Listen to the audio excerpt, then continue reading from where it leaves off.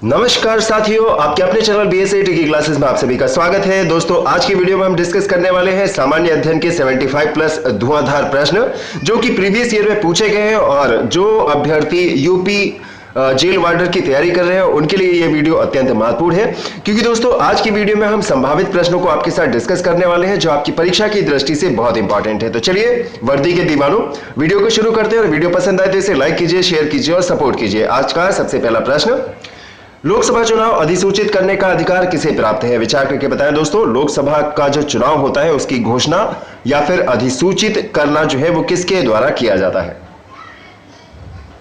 जी मित्रों, केंद्रीय मंत्रिमंडल, राष्ट्रपति, चुनाव आयोग और लोकसभा अध्यक्ष में अगर हम बात करें तो ऑप्शन नंबर सी इस प्रश्न के लिए बिल्कुल सही विकल्प हो जाएगा।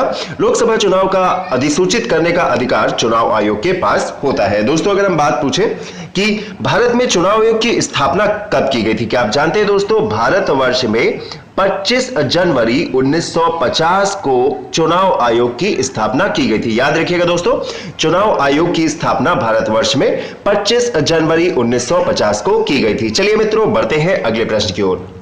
प्रतिरक्षात्मक रोगों का इलाज निम्न में से किस दवा से किया जा सकता है? जी दोस्तों, विचार करके बताएं राइट ऑप्शन इस प्रश्न के लिए क्या होना चाहिए।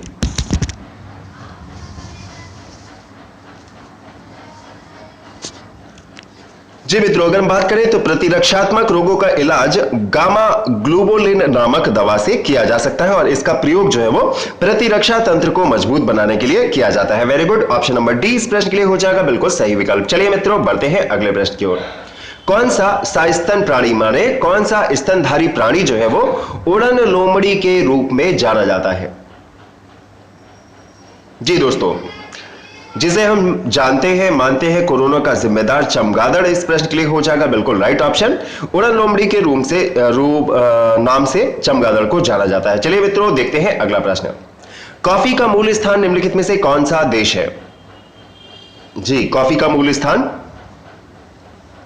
वेरी गुड, राइट ऑप्शन हो जाएगा option number D Ethiopia. Option number D इस प्रश्न के लिए जिन्होंने भी बताया वेरी गुड, बिल्कुल राइट ऑप्शन है। दोस्तों, अगर हम बात करें कॉफी के एक्सपोर्ट के बारे में तो ब्राजील जो है कॉफी का सबसे ज्यादा बड़ी मात्रा में एक्सपोर्ट करता है। लगभग 50 से 60% अकेले ब्राजील के द्वारा एक्सपोर्ट किया जाता है। चलिए मित्रों, बढ़ते हैं अगले प्रश्न की ओर।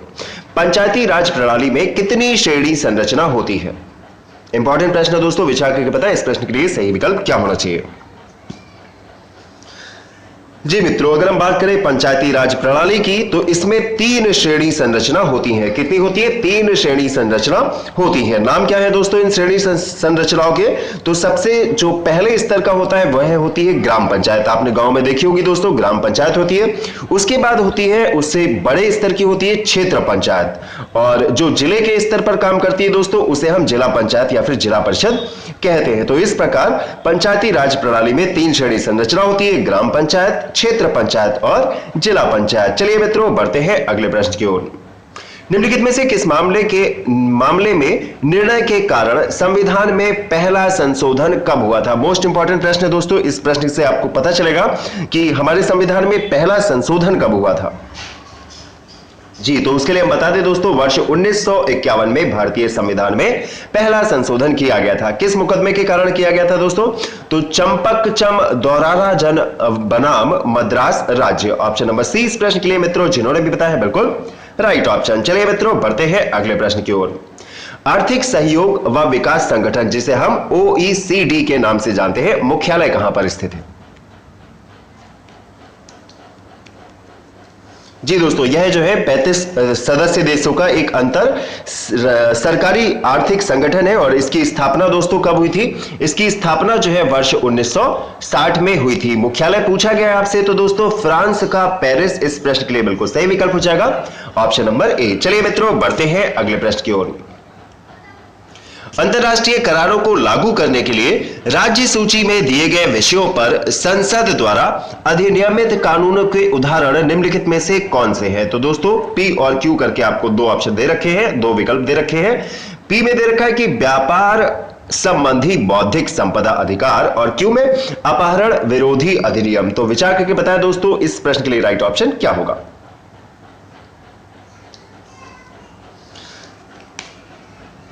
जी मित्रों, इस प्रश्न की बात करें तो अंतर्राष्ट्रीय करारों को लागू करने के लिए राज्य सूची में दिए गए विषयों पर संसद द्वारा अधिनियमित कानूनों के उदाहरण व्यापार संबंधी बौद्धिक संपदा अधिकार और अपहरण विरोधी अधिनियम दोनों है। तो यहां से पी और क्यू दोनों कथन सत्य हो जाएंगे। ऑप्शन नंबर डी जिन्होंने भी बताया उनका ऑप्शन भी बिल्कुल सत्य हो जाएगा। चलिए मित्रों, बढ़ते हैं अगले प्रश्न की ओर। भारत में किसी दूसरे देश के साथ युद्ध की घोषणा करने का अधिकार किसके पास है? जी दोस्तों, अगर मान लीजिए कि हमारे जो पड़ोसी देश है, एक तो आतंकवाद का अड्डा पाकिस्तान और दूसरा चाइना, तो कभी परिस्थिति बिगड़ जाए और किसी देश से हमारा युद्ध हो जाए तो इसकी घोषणा जो है भारत में किसके द्वारा की जाएगी? जी मित्रों, इस प्रश्न की बात करें तो भारत में किसी दूसरे देश के साथ युद्ध की घोषणा करने का अधिकार केवल और केवल राष्ट्रपति के पास होता है। ऑप्शन नंबर जी दोस्तों, अगर हम बात करें ऑप्शन नंबर ए इस प्रश्न के लिए बिल्कुल सही विकल्प हो जाएगा, क्योंकि केवल पी में दे रखे हैं राष्ट्रपति। वेरी गुड, इस प्रश्न के लिए जिन्होंने भी बताया ऑप्शन नंबर ए बिल्कुल राइट ऑप्शन। चलिए दोस्तों, अगला प्रश्न देखते हैं। संविधान के अनुच्छेद 17 के तहत किसी व्यक्ति को प्राप्त होने वाले नागरिक अधिकार दिए गए विकल्पों में किस से संबंधित है? जी मित्रों, सारे ही प्रश्न बहुत ही इंपॉर्टेंट है आपकी परीक्षा की तैयारी के पॉइंट ऑफ व्यू से। और दोस्तों, वीडियो को लाइक कीजिए, शेयर कीजिए और शेयर करते रहिए। मैं देख रहा हूं अभी भी बहुत कम बच्चे जुड़े हैं। जी, राइट ऑप्शन हो जाएगा संविधान के अनुच्छेद 17 के तहत किसी व्यक्ति को प्राप्त होने वाले नागरिक अधिकार अस्पृश्यता का उन्मूलन से संबंधित है। ऑप्शन नंबर डी इस प्रश्न के लिए जिन्होंने भी बताया वेरी गुड बच्चा, बिल्कुल सही उत्तर हो जाएगा। चलिए दोस्तों, अगला प्रश्न। निम्नलिखित विकल्पों में से कौन सा देश जैव विविधता में समृद्ध है? कौन सा देश जो है वो जैव विविधता में समृद्ध है? जी, दिए गए विकल्पों की बात करें दोस्तों तो विकल्पों में तंजानिया जो है ऑप्शन नंबर डी में दे रखा है, यह जैव विविधता की दृष्टि से अत्यंत समृद्ध देश है। चलिए मित्रों, बढ़ते हैं अगले प्रश्न की ओर। सोम ऋग्वैदिक युग के नर देवता किसके देवता थे? जी दोस्तों, सोमदेव जो ऋग्वैदिक काल में युग में नर देवता थे, वह किस के देवता थे? इस प्रश्न के लिए राइट ऑप्शन क्या हो? जी, बिल्कुल सही हो जाएगा ऑप्शन नंबर सी, पौधों के देवता थे सोम। ऑप्शन नंबर सी इस प्रश्न के लिए मित्रों बिल्कुल सही हो जाएगा। चलिए मित्रों, देखते हैं अगला प्रश्न। भारतीय संविधान का कौन सा अनुच्छेद नए राज्यों के गठन के विषय में है? इंपॉर्टेंट प्रश्न है दोस्तों, कई बार कई सारे एग्जाम में पूछा जा चुका है। इस प्रश्न का उत्तर सभी का बिल्कुल सही आना चाहिए। जी मित्रों, अगर हम बात करें तो भारतीय संविधान के अनुच्छेद 3 में नए राज्यों के गठन के संबंध में चर्चा की गई है और इस अनुच्छेद में कहा गया है कि राज्य का नाम, क्षेत्र, सीमा परिवर्तन का अधिकार तथा नए राज्य के गठन का अधिकार संसद को है, परंतु संसद इसे संविधान में वर्णित नियमों से ही कार्यान्वित करेगी। और ऑप्शन नंबर बिल्कुल सही हो जाएगा इस प्रश्न के लिए जिन्होंने भी बताया है ऑप्शन नंबर बी, अनुच्छेद 3 राइट ऑप्शन। चलिए मित्रों, देखते हैं अगला प्रश्न। प्राकृतिक रबर का एकलक दिए गए ऑप्शंस में से क्या है?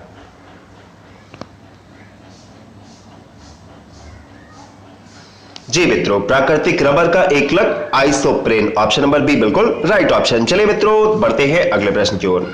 निम्नलिखित में से कौन सा एक विषमांगी मिश्रण नहीं है? जी, कौन एक विषमांगी मिश्रण नहीं है? जी मित्रों, अगर हम इस प्रश्न की बात करें तो ऑप्शन नंबर बी जिन्होंने भी बताया दूध बिल्कुल राइट ऑप्शन हो जाएगा, क्योंकि दोस्तों हवा जो है बहुत सी गैसों का समांगी मिश्रण है और हवा जो है विषमांगी मिश्रण नहीं है। ऑप्शन नंबर ए इस प्रश्न के लिए बिल्कुल सही विकल्प हो जाएगा जिन्होंने भी बताया ऑप्शन नंबर ए। वेरी गुड, जिन्होंने भी बताया ऑप्शन नंबर ए हवा इस प्रश्न के लिए मित्रों बिल्कुल राइट ऑप्शन। चलिए दोस्तों, बढ़ते हैं अगले प्रश्न की ओर। रेशम पालन क्या कहलाता है? विचार करके बताएं इस प्रश्न के लिए राइट ऑप्शन क्या होगा?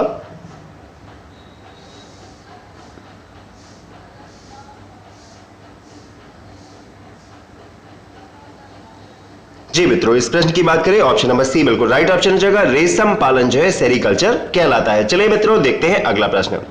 प्रोटिस्टा जगत से संबंध रखने वाले समस्त जीवधारी दिए गए विकल्पों में से क्या होते हैं?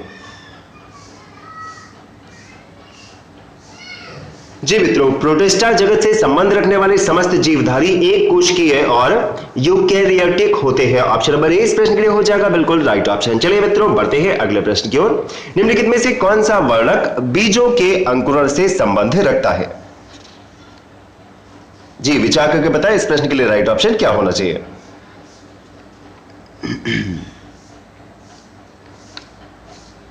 जी मित्रों, अगर हम इस प्रश्न की बात करें तो फाइटोक्रोम एक प्रोटीन वर्णक है और यह बीजों के अंकुरण को प्रोत्साहित करता है और यह जो है प्रकाश की उपस्थिति में अंकुरण के समय बीजों में संश्लेषित होता है। ऑप्शन नंबर ए इस प्रश्न के लिए बिल्कुल सही विकल्प हो जाएगा। जिन्होंने भी बताया वेरी गुड, राइट ऑप्शन। चलिए मित्रों, अगला प्रश्न। वह ऊतक जो एक हड्डी यानी अस्थि को दूसरी अस्थि से जोड़ता है क्या कहलाता है? जी, स्नायु, जिसे हम लिगामेंट के नाम से जानते हैं, यह एक हड्डी को दूसरी हड्डी से जोड़ता है। इस प्रश्न के लिए ऑप्शन नंबर डी बिल्कुल राइट ऑप्शन। चलिए मित्रों, देखते हैं अगला प्रश्न। प्रकाश संश्लेषण में उपोत्पाद के रूप में मुक्त ऑक्सीजन का स्रोत क्या है? जी दोस्तों, हम बात करें तो प्रकाश संश्लेषण की जो प्रोसेस होती है उसमें जल का विश्लेषण होता है और हाइड्रोजन आयन और ऑक्सीजन बनती है और हाइड्रोजन का उपयोग हो जाता है दोस्तों और ऑक्सीजन जो है वो बाहर निकल जाती है। ऑप्शन नंबर बी इस प्रश्न के लिए मित्रों जिन्होंने भी बताया बिल्कुल राइट ऑप्शन। चलिए दोस्तों, देखते हैं अगला प्रश्न। रक्त का वह घटक जो संपूर्ण रक्त वाहिनियों में इसके थक्का बनने को रोकता है वह कौन है?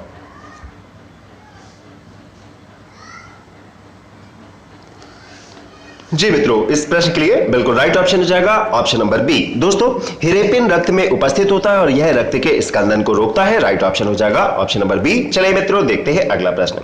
किसी निम्न स्तरीय वस्तु की मांग में गिरावट उपभोक्ता की आय में किसके साथ होती है? निम्न स्तरीय वस्तु मतलब दोस्तों जिसकी क्वालिटी भी बहुत बेकार है और कीमत भी बहुत कम है। तो दोस्तों पूछा गया है कि अगर कोई वस्तु है बहुत ही सस्ती और क्वालिटी है उसकी खराब, तो उसकी मांग में हो रही है गिरावट और उपभोक्ता की आय में किसके साथ ऐसा होगा? तो दोस्तों अगर आपकी इनकम बढ़ जाएगी तो क्या होगा? आप सस्ती चीजें और घटिया चीजें खरीदना बंद कर देंगे।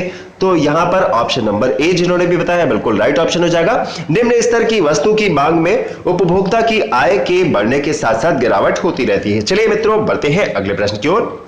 पशुओं के प्रति क्रूरता की रोकथाम भारत के संविधान की 7वीं अनुसूची में दी गई किस सूची में सूचीबद्ध है? तो दोस्तों यहां से आपको एक क्वेश्चन तो यह तैयार हो गया कि पशुओं के प्रति क्रूरता की रोकथाम के लिए भारत की संविधान की 7वीं अनुसूची में वर्णन दिया गया है। पूछा क्या गया कि 7वीं अनुसूची में जो दी गई है वह केंद्र सूची है, राज्य सूची है, विश्व सूची या समवर्ती सूची है?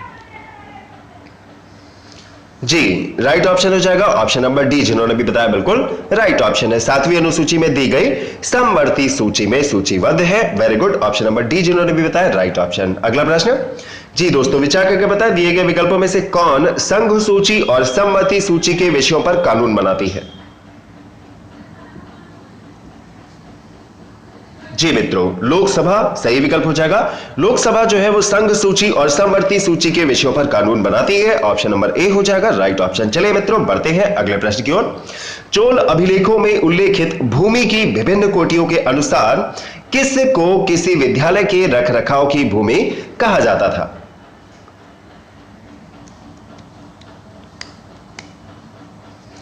जी मित्रों, सारे ही प्रश्न बहुत ही इंपॉर्टेंट है तो वीडियो को खूब शेयर कीजिए जिससे से ज्यादा अभ्यर्थियों के पास यह वीडियो पहुंच सके। और बात करें इस प्रश्न की तो ऑप्शन नंबर सी हो जाएगा बिल्कुल राइट ऑप्शन, साला भोग। दोस्तों, चोल अभिलेखों में उल्लेखित भूमि की विभिन्न कोटियों के अनुसार साला भोग को किसी विद्यालय के रख रखाव की भूमि कहा जाता था। ऑप्शन नंबर सी इस प्रश्न के लिए हो जाएगा मित्रों बिल्कुल राइट ऑप्शन। चलिए बच्चा, देखते हैं अगला प्रश्न। राजकुमार सलीम आगे चलकर सम्राट जी किस नाम से सम्राट कहलाए थे? बिल्कुल सही, राजकुमार सलीम आगे चलकर सम्राट जहांगीर कहलाया था। ऑप्शन नंबर सी हो जाएगा इस प्रश्न के लिए बिल्कुल सही उत्तर। अगला प्रश्न।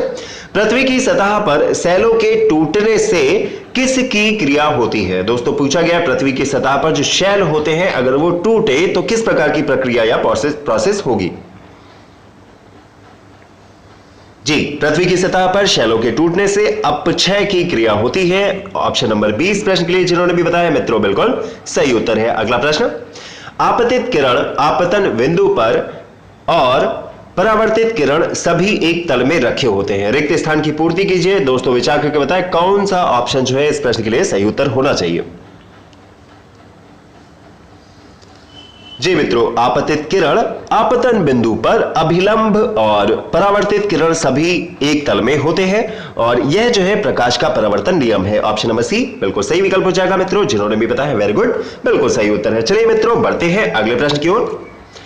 माइक्रोसॉफ्ट वर्ड में रिक्त स्थान हमें चुने गए पैराग्राफ को दाईं ओर खिसकाने की अनुमति देता है। तो कौन जो है वो हमें सिलेक्टेड पैराग्राफ को राइट हैंड साइड में शिफ्ट करने की खिसकाने की अनुमति देता है? जी, माइक्रोसॉफ्ट वर्ड में इंक्रीज इंटेंट चुने हुए पैराग्राफ को दाईं ओर खिसकाने की अनुमति देता है। ऑप्शन नंबर बी हो जाएगा इस प्रश्न के लिए बिल्कुल राइट ऑप्शन। अगला प्रश्न देखते हैं, निम्नलिखित में से तूतिया किसका अन्य नाम है? तो दोस्तों यदि आपने सुना हो, कई बार यह प्रश्न भी पूछा जा चुका है, विचार करके बताएं राइट ऑप्शन इस प्रश्न के लिए क्या होगा। बिल्कुल सही, तूतिया जो है कॉपर सल्फेट का नाम है। ऑप्शन नंबर ए हो जाएगा इस प्रश्न के लिए बिल्कुल सही उत्तर। चलिए दोस्तों देखते हैं अगला प्रश्न, माचिस की रगड़ने वाली सतह पर चूर्णित कांच और थोड़ा लाल क्या लगाते हैं? जी बिल्कुल सही हो जाएगा फास्फोरस, बिल्कुल सही हो जाएगा इस प्रश्न के लिए हमारा ऑप्शन नंबर डी। माचिस की रगड़ने वाली सतह पर चूर्णित कांच और थोड़ा लाल फास्फोरस लगाते हैं। चलिए मित्रों बढ़ते हैं अगले प्रश्न की ओर। चार मीनार का निर्माण किसने करवाया था? तो दोस्तों इस प्रश्न के लिए अगर बात करें तो Mohammad Quli Qutub Shah, option number B इस प्रश्न के लिए हो जाएगा बिल्कुल राइट ऑप्शन। अगला प्रश्न, भारतीय सेना द्वारा निम्नलिखित में से कौन सा पदक युद्ध क्षेत्र में दूर बहादुरी, साहसपूर्ण कार्यवाही या आत्म त्याग के लिए प्रदान किया जाता है? मोस्ट इंपॉर्टेंट प्रश्न है दोस्तों, सभी का उत्तर बिल्कुल सही आना चाहिए। जी मित्रों, अशोक चक्र, वेरी गुड इस प्रश्न के लिए जिन्होंने भी बताया बिल्कुल राइट ऑप्शन। चलिए मित्रों बढ़ते हैं अगले प्रश्न की ओर। भारत के अलावा बांग्लादेश अपनी सीमा किस देश के साथ साझा करता है?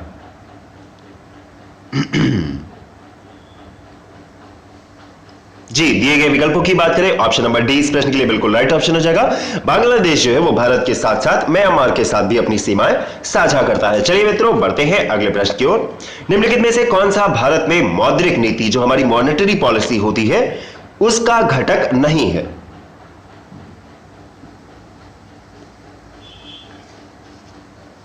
जी मित्रों, अगर हम बात करें तो भारत में सार्वजनिक ऋण जो है वो मौद्रिक नीति का घटक नहीं है। ऑप्शन नंबर डी इस प्रश्न के लिए जिन्होंने भी बताया बिल्कुल राइट ऑप्शन है। दोस्तों अगर हम बात करें तो अर्थव्यवस्था में मुद्रा की मात्रा के प्रसार और संकुचन के मैनेजमेंट के लिए मतलब प्रबंधन को मौद्रिक नीति कहा जाता है। मतलब मार्केट में मुद्रा की वैल्यू को जो कंट्रोल करते हैं, जिसकी वजह से संकुचन और मतलब जो इन्फ्लेशन और डिफ्लेशन है उस पर बहुत ज्यादा तीव्र प्रभाव ना हो, वो सब जो जितने भी काम किए जाते हैं मौद्रिक नीति के अंतर्गत आते हैं। और सार्वजनिक ऋण जो है वो मौद्रिक नीति के अंतर्गत नहीं आता है। रेपो रेट, नैतिक उत्तेजना और क्रेडिट संभाजन मौद्रिक नीति के घटक है। चलिए मित्रों अगला प्रश्न, भारतीय संविधान के किस अनुच्छेद में आपातकाल का प्रावधान किया गया है? जी मित्रों, भारतीय संविधान के अनुच्छेद 352 में आपातकाल का प्रावधान किया है। ऑप्शन नंबर बी इस प्रश्न के लिए जिन्होंने भी बताया वेरी गुड बच्चा, बिल्कुल राइट ऑप्शन है। चलिए मित्रों बढ़ते हैं अगले प्रश्न की ओर। भारतीय उपद्रव का पिता किसे कहा जाता है? जी, भारतीय उपद्रव का पिता किन्हें कहा जाता है?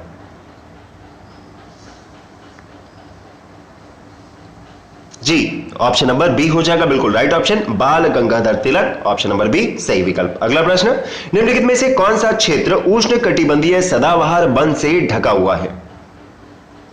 कौन सा ऐसा क्षेत्र है जो उष्णकटिबंधीय सदाबहार वनों से ढका हुआ है? जी मित्रों, ऑप्शन नंबर डी बिल्कुल सही विकल्प हो जाएगा, पश्चिमी घाट, ऑप्शन नंबर डी बिल्कुल राइट ऑप्शन है। दोस्तों यह जो है श्रेणी उत्तर में तापी नदी घाटी से लेकर दक्षिण में कन्याकुमारी तक फैली है और कई बार पूछ लिया जाता है दोस्तों, तो इसे जो है किस नाम से जाना जाता है? इसे सह्याद्री भी कहा जाता है। चलिए मित्रों बढ़ते हैं अगले प्रश्न की ओर। पृथ्वी तथा बाह्य अंतरिक्ष के बीच अंतिम रेखा क्या कहलाती है?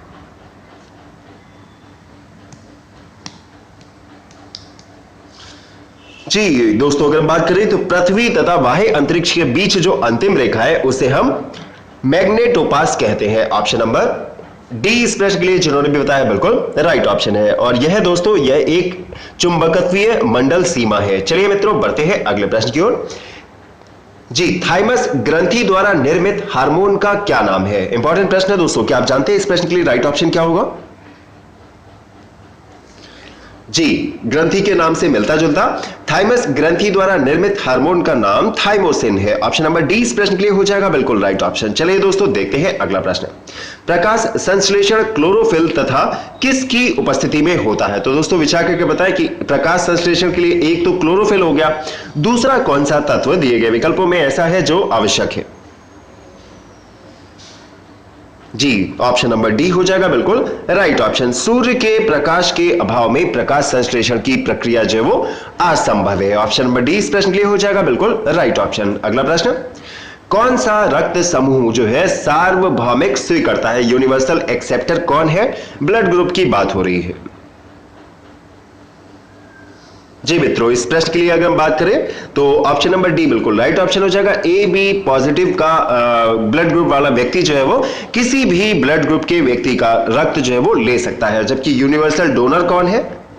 ब्लड ग्रुप ओ पॉजिटिव वाला व्यक्ति जो है दोस्तों ब्लड ग्रुप ए बी और ओ चारों को दे सकता है। तो यहां से इस प्रश्न के लिए दोस्तों आपका ऑप्शन नंबर डी हो जाएगा बिल्कुल राइट ऑप्शन। चलिए मित्रों बढ़ते हैं अगले प्रश्न की ओर।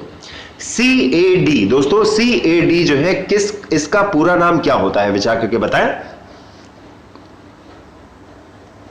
जी, CAD का असंक्षिप्त रूप माने फुल फॉर्म जो है वह कंप्यूटर एडेड डिजाइन। विकल्प नंबर 20 प्रश्न के लिए मित्रों जिन्होंने भी बताया बिल्कुल सही उत्तर। अगला प्रश्न, निम्नलिखित में से कौन सी ऊष्माक्षेपी प्रतिक्रिया की विशेषता है?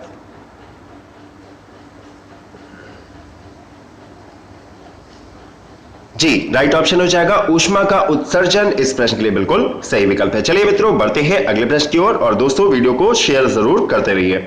सोडियम क्लोराइड नमक का रासायनिक सूत्र दिए गए विकल्पों में से क्या है? सभी का उत्तर बिल्कुल सही आना चाहिए दोस्तों। यह प्रश्न बिल्कुल सही NaCl हो जाएगा इस प्रश्न के लिए बिल्कुल राइट ऑप्शन। चलिए मित्रों बढ़ते हैं अगले प्रश्न की ओर। भूमंडलीय तापमान माने ग्लोबल वार्मिंग की घटना में सबसे ज्यादा योगदान किस गैस के द्वारा दिया जाता है? कौन सी गैस जो है वो ग्लोबल वार्मिंग के लिए सबसे ज्यादा रिस्पॉन्सिबल है? जी, सबसे ज्यादा योगदान देने वाली गैस है दोस्तों carbon dioxide. Option number D इस प्रश्न के लिए जिन्होंने भी बताया मित्रों बिल्कुल सही ऑप्शन हो जाएगा। चलिए मित्रों देखते हैं अगला प्रश्न। मनरेगा योजना के अंतर्गत सामाजिक अंकेक्षण समिति का चुनाव कौन करता है? जी, सोशल ऑडिटिंग कमेटी का जो चुनाव होगा वह किसके द्वारा किया जाएगा? बिल्कुल सही, ग्राम सभा के द्वारा। ऑप्शन नंबर बी सही विकल्प है। अगला प्रश्न, निम्नलिखित में से किसका आविष्कार सर हम्फ्री डेवी ने किया था? तो दोस्तों आविष्कार से संबंधित प्रश्न अक्सर पूछ लिए जाते हैं। विचार करके बताएं इस प्रश्न के लिए राइट ऑप्शन क्या है? जी, सर हम्फ्री डेवी के द्वारा सेफ्टी लैंप का आविष्कार किया गया था। चलिए मित्रों बढ़ते हैं अगले प्रश्न की ओर। भारत के किस पड़ोसी देश को ड्रकयुल से भी संबोधित किया जाता है? जी, भूटान हो जाएगा राइट ऑप्शन। चलिए मित्रों बढ़ते हैं अगले प्रश्न की ओर। जी, इंपॉर्टेंट प्रश्न है दोस्तों। जब कोई निचली अदालत अपने अधिकार क्षेत्र का अतिक्रमण करके किसी मुकदमे की सुनवाई करती है, दोस्तों ध्यान दीजिएगा, जब कोई निचली अदालत है अपने अधिकार क्षेत्र का अतिक्रमण करके किसी मुकदमे की सुनवाई करती है तो ऊपर की अदालतें उसे ऐसा करने से रोकने के लिए क्या जारी करती है? इंपॉर्टेंट प्रश्न है दोस्तों, सभी का उत्तर बिल्कुल सही आना चाहिए।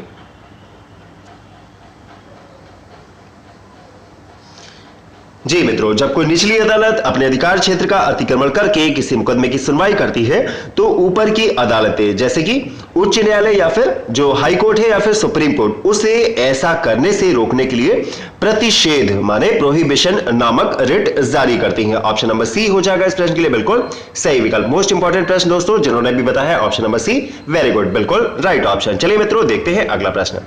वर्ष 1930 में किसकी गिरफ्तारी के कारण पेशावर की सड़कों पर उग्र प्रदर्शन हुए थे? किसे गिरफ्तार किया गया था वर्ष 1930 में? जी, अब्दुल गफ्फार खान को गिरफ्तार किया गया था वर्ष 1930 में, जिसके विरोध में पेशावर की सड़कों पर उग्र प्रदर्शन किए गए थे। चलिए मित्रों देखते हैं अगला प्रश्न। अम्ल और क्षारक की अभिक्रिया में लवण के साथ और क्या बनता है?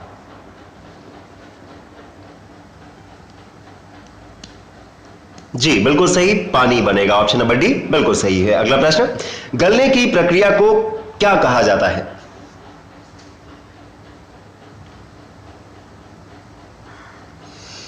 जी दोस्तों, गलने की प्रक्रिया को संलग्न या फिर फ्यूजन कहा जाता है। ऑप्शन नंबर ए हो जाएगा बिल्कुल राइट ऑप्शन। दोस्तों फ्यूजन भी कहा जाता है इसे। चलिए मित्रों देखते हैं अगला प्रश्न, निम्नलिखित में से कौन सा प्रमुख अजैव कारक नहीं है?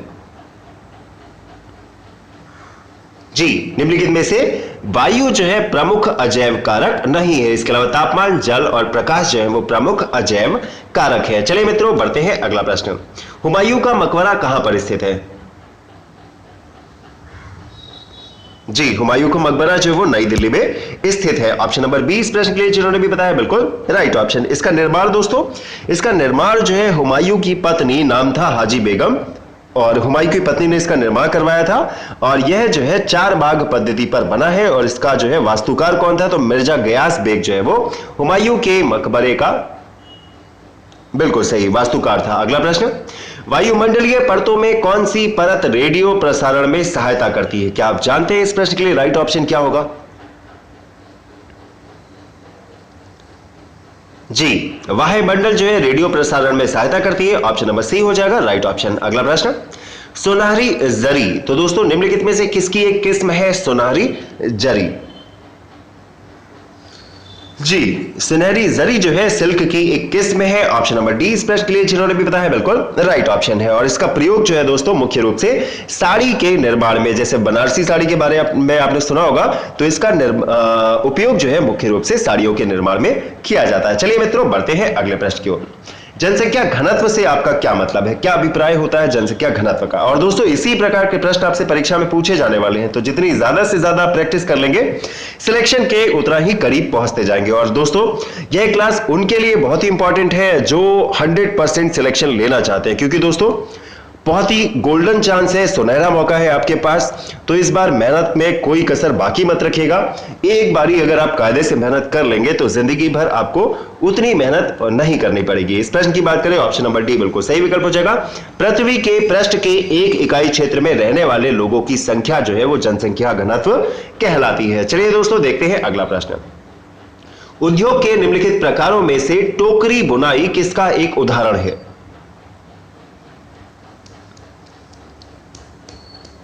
जी मित्रों, टोकरी बुनाई लघु आकार के उद्योगों का एक एग्जाम्पल हो जाएगा।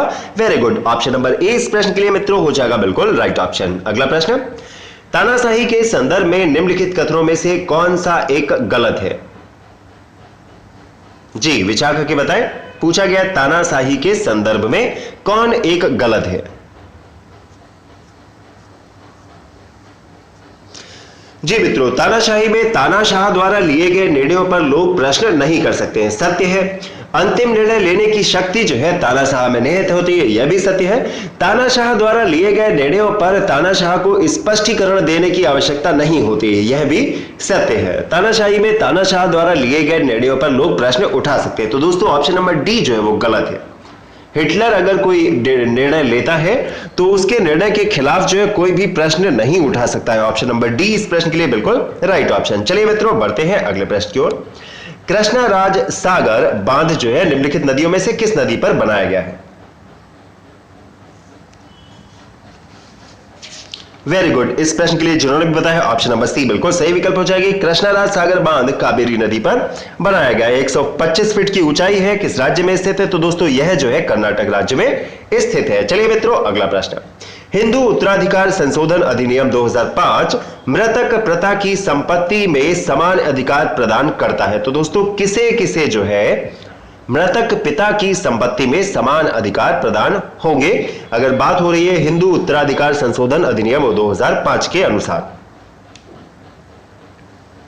जी मित्रों, हिंदू उत्तराधिकार संशोधन अधिनियम 2005 मृतक पिता की संपत्ति में पत्नी, पुत्र और पुत्रों तथा पुत्रियों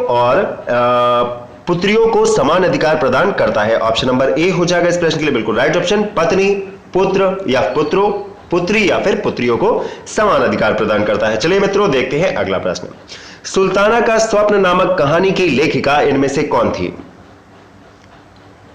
जी दोस्तों, इस प्रश्न की बात करें तो ऑप्शन नंबर डी बिल्कुल राइट ऑप्शन हो जाएगा। Rokeya Sakhawat Hossain, option number D right option. चलिए मित्रों देखते हैं अगला प्रश्न। गुलामगिरी नामक पुस्तक इनमें से किसने लिखी थी? जी, गुलामगिरी नामक पुस्तक की रचना ज्योतिबा राव फुले ने की थी, ऑप्शन नंबर ए इस प्रश्न के लिए बिल्कुल राइट ऑप्शन। इसके अलावा दोस्तों मुंशी प्रेमचंद्र को आप बहुत कायदे से पढ़ के जाइएगा, क्योंकि यूपी की परीक्षा में मुंशी प्रेमचंद्र से संबंधित प्रश्न और उनकी रचनाओं से संबंधित प्रश्न अवश्य पूछा जाता है। चलिए मित्रों देखते हैं अगला प्रश्न। सरकार के कार्यपालिका अंग से क्या अभिप्राय है? जी, न्यायपालिका, कार्यपालिका, यह आपने सुना होगा। तो कार्यपालिका से मतलब क्या है? जी मित्रों, सरकार के कार्यपालिका अंग में अभिप्राय जो है लोगों के ऐसे समूह से है जो कानूनों को लागू करने और शासन चलाने के लिए जिम्मेदार होते हैं। ऑप्शन नंबर ए इस प्रश्न के लिए बिल्कुल सही विकल्प हो जाएगा। चलिए मित्रों देखते हैं अगला प्रश्न। संविधान का अनुच्छेद 22 क्या सुनिश्चित करता है? जी, इंपॉर्टेंट प्रश्न है, जेल वार्डन स्पेशल। जी मित्रों, बात करें तो संविधान का अनुच्छेद 22 जो है गिरफ्तारी के दौरान या हिरासत में दुर्व्यवहार से बचने का अधिकार सुनिश्चित करता है, अर्थात यह कुछ दशाओं में गिरफ्तारी और विरोध से संरक्षण प्रदान करता है। ऑप्शन नंबर सी इस प्रश्न के लिए बिल्कुल सही विकल्प हो जाएगा। चलिए मित्रों देखते हैं अगला प्रश्न। लोकसभा में सत्ताधारी दल का मुखिया इनमें से कौन होता है? जी मित्रों, विचार करके बताएं, लोकसभा में जो सत्ताधारी दल होता है उसका मुखिया कौन होता है? जी, prime minister, option number A बिल्कुल राइट ऑप्शन। अगला प्रश्न। गणितज्ञ तथा खगोल शास्त्री आर्यभट्ट ने आर्यभट्टियम नामक पुस्तक निम्नलिखित भाषाओं में से किस में की थी? इंपॉर्टेंट प्रश्न है, विचार करके बताएं। जी मित्रों, आर्यभट्ट ने आर्यभट्टियम नामक पुस्तक की रचना जो है वो संस्कृत भाषा में की थी। ऑप्शन नंबर बी इस प्रश्न के लिए हो जाएगा मित्रों बिल्कुल सही विकल्प। अगला प्रश्न। निम्नलिखित स्तूपों में किस एक को उस स्थान के रूप में चिन्हित किया गया है जहां बुद्ध ने पहली बार उपदेश दिया था?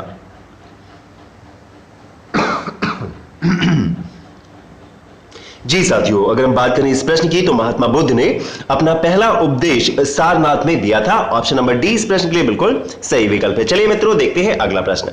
संगम कविताओं में किन तीन राजवंशों को मुवेनदार कहा गया है? जी मित्रों, संगत कविताओं में चोल, चेर, पांडे तीन राजवंशों को मुवेनदार कहा गया है। ऑप्शन नंबर बी इस प्रश्न के लिए बिल्कुल सही विकल्प हो जाएगा। चलिए मित्रों देखते हैं अगला प्रश्न। इन नाविकों में से किसने भारत का समुद्री रास्ता पाने के लिए पश्चिम की ओर प्रस्थान कर अटलांटिक महासागर को पार किया था? मोस्ट इंपॉर्टेंट प्रश्न है दोस्तों, क्या आप जानते हैं इस प्रश्न के लिए राइट ऑप्शन क्या होगा? जी, इटली का था और नाम था दोस्तों क्रिस्टोफर कोलंबस। 1492 ईस्वी में भारत की खोज करने हेतु निकला था। ऑप्शन नंबर ए इस प्रश्न के लिए जिन्होंने भी बताया मित्रों बिल्कुल सही विकल्प है। चलिए मित्रों देखते हैं अगला प्रश्न। निम्नलिखित राजवंशों में से किसने अपने अभिलेखों में मलयालम भाषा एवं लिपि का प्रयोग प्रारंभ किया? जी मित्रों, चेर, ऑप्शन नंबर ए बिल्कुल राइट ऑप्शन हो जाएगा। चेर शासकों ने अपने अभिलेखों में मलयालम भाषा और लिपि का प्रयोग करना प्रारंभ किया था। चलिए मित्रों देखते हैं अगला प्रश्न। वर्ष 1906 में हुए संगमा के विद्रोह का कारण क्या था?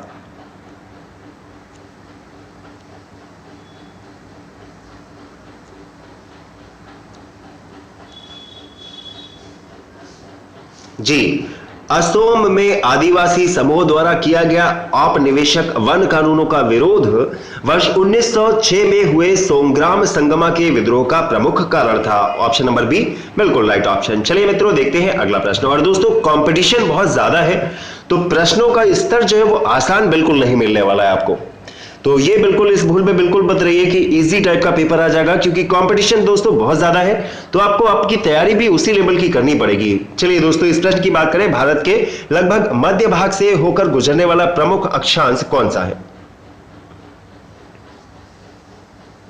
जी, राइट ऑप्शन हो जाएगा ऑप्शन नंबर बी कर्क रेखा। चलिए दोस्तों अगला प्रश्न देखते हैं। निम्नलिखित में से कौन सी पृथ्वी दिन की परिभाषा है? मोस्ट इंपॉर्टेंट प्रश्न दोस्तों, विचार करके बताएं इस प्रश्न के लिए राइट ऑप्शन क्या होगा?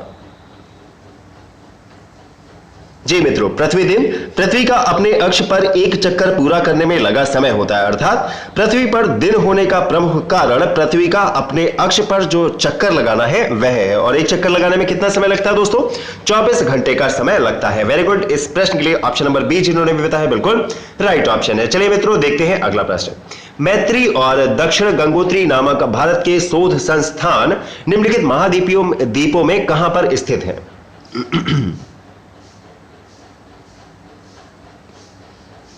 जी बिल्कुल सही हो जाएगा, अंटार्कटिका जिन्होंने भी बताया ऑप्शन नंबर बी बिल्कुल राइट ऑप्शन है। और इनमें दोस्तों दक्षिण गंगोत्री सेंटर को अब बंद कर दिया गया है। दोस्तों उत्तर प्रदेश से संबंधित प्रश्न, उत्तर प्रदेश में गन्ना अनुसंधान काउंसिल कहां पर स्थित है? जी उत्तर प्रदेश की राजधानी लखनऊ में स्थित है गन्ना अनुसंधान काउंसिल। ऑप्शन नंबर सी हो जाएगा इस प्रश्न के लिए बिल्कुल राइट ऑप्शन। अगला प्रश्न, निम्नलिखित में से किस वर्ष राज्य का नाम उत्तर प्रदेश पड़ा? जी हमारा उत्तर प्रदेश जो है वो किस वर्ष उत्तर प्रदेश के नाम से जाना जाने लगा? बिल्कुल सही हो जाएगा, वर्ष 1950। चलिए मित्रों देखते हैं अगला प्रश्न। उत्तर पूर्वी रेलवे का मुख्यालय कहां पर स्थित है? क्या आप जानते हैं दोस्तों? बिल्कुल सही, गोरखपुर। ऑप्शन नंबर सी हो जाएगा इस प्रश्न के लिए बिल्कुल राइट ऑप्शन। काकोरी षड्यंत्र केस किस वर्ष हुआ था? विचार करके बताएं राइट ऑप्शन क्या है। जी मित्रों वर्ष 1925। Option number B right option. अगला प्रश्न, महाभारत मूलतः किस रूप में जाना जाता है? जी महाभारत मूल रूप से जय संहिता के रूप में जाना जाता है। ऑप्शन नंबर डी इस प्रश्न के लिए मित्रों हो जाएगा बिल्कुल राइट ऑप्शन। तो दोस्तों आज की क्लास में बस इतना ही रखते हैं। अगर आपको आज की वीडियो के प्रश्न पसंद आए हैं, वीडियो अच्छा लगा है तो वीडियो को लाइक कीजिए, खूब सारा शेयर कीजिए और सपोर्ट करते रहिए।